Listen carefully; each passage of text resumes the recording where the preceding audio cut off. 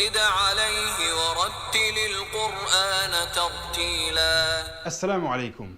Wa alaykoum salam wa rahmatullah wa barakatuh. Durant notre leçon précédente, nous avons vu deux types de sons qui sont la damma et la kasra. La kasra est placée en dessous de la lettre. C'est comme une fatha, mais cette fois-ci en dessous de la lettre. Et la damma est placée au-dessus de la lettre. Et la damma s'inscrit comme un petit 9 juste au-dessus de la lettre. Donc, pour conclure avec la kasra et la damma, pour qu'il n'y ait pas de confusion, la kasra donne le son i et la damma, qui est le petit 9 penché au-dessus, donne le son ou.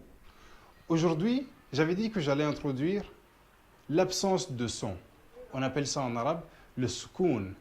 Mais avant cela, je vais introduire une autre lettre. J'avais dit qu'on en avait 28, donc ce n'est pas vraiment une lettre. Ça s'appelle le hamza et ça s'écrit comme ça. Le hamza et le alif, ils ont à peu près le même son. Ils ont le même son si on veut. Oh, monsieur, donc, c'est quoi la différence entre le hamza et le alif? Alors, la différence entre les deux, c'est qu'ils ont des fonctions différentes. Sinon, si on mettait un fatha sur le alif et sur le hamza, ça donnerait A. Si on mettait un kasra sous les deux, ça donnerait aussi le son I. Si on mettait le dhamma aussi sur les deux, dans les deux cas, ça donnerait le son OU. Sauf que le alif et le hamza ont des fonctions différentes en fait. Il y a des mots qui s'écrivent avec un alif, avec ce A, et ça donne une voyelle longue, ce qu'on verra dans la leçon prochaine, Inch'Allah. Et le hamza est aussi utilisé dans différents mots. Comme je l'ai dit, ils ont différentes fonctions. Mais pour la lecture du Coran, on n'aura pas besoin de connaître toutes ces fonctions-là. On peut juste comprendre qu'ils ont le même son et le alif est utilisé pour écrire certains mots et ça s'utilise aussi dans les longues voyelles dans lesquelles on va parler. Aujourd'hui, on va utiliser le hamza pour pouvoir bien comprendre ce que c'est que l'absence de son. L'absence de son, comme vous le voyez, est écrit en mettant ce petit V couché, si on veut, au-dessus de la lettre. Et, comme je disais tout à l'heure, le hamza a le même son que le alif. Donc, imaginez qu'il y a un hamza ici, ok, avec un fatha là-dessus. Donc, ça nous donnerait le son A.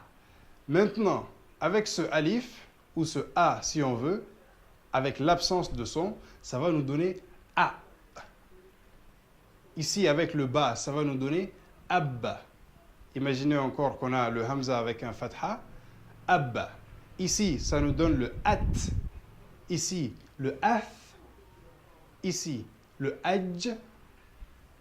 Ah. Akh. Ad. Adh. Ar. Az. As. Ash. As.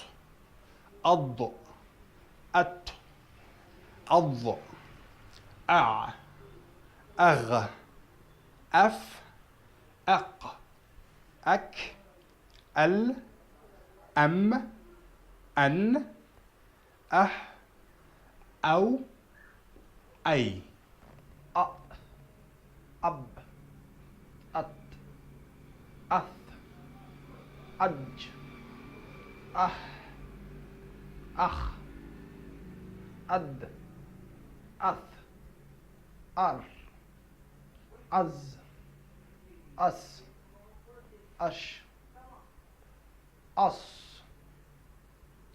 ad, at, al, a, ag, af, aq, ak, al, am, an, ah, au, aïe.